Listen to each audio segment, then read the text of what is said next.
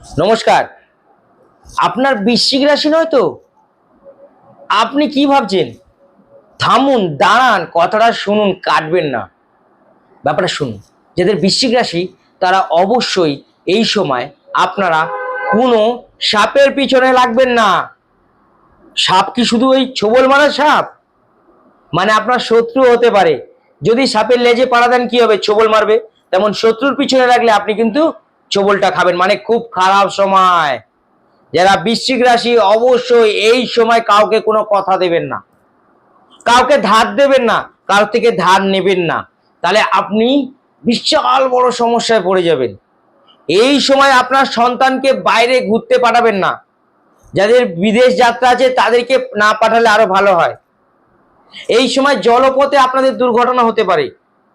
জলপথে যাদের বৃশ্চিক রাশি এই সময় আপনারা মামলা মোকদ্দমায় পড়তে পারেন। এই সময় বৃশ্চিক রাশি যারা আছেন তাদের বিশাল বড় মিথ্যে বদনাম হবে। সেটা অনেক পরে লোকে বলবে যে না, এটা ঠিক ছিল, এটা ভুল বলেছিল লোকে। যারা বৃশ্চিক রাশি আপনারা অবশ্যই গোমাতাকে খাওয়ানো শুরু করুন। আর যদি এই সমস্যার মধ্যে না পড়তে হয় তাহলে 251 টাকা ভিজিট দিয়ে আমার যে কোনো চেম্বারে আসুন। ফ্রি অফ কস্টে শোধন করা একটি রুদ্রাক্ষ আপনি পাবেন। তাহলে এই সমস্যাগুলো আপনার মধ্যে আর আসবে না।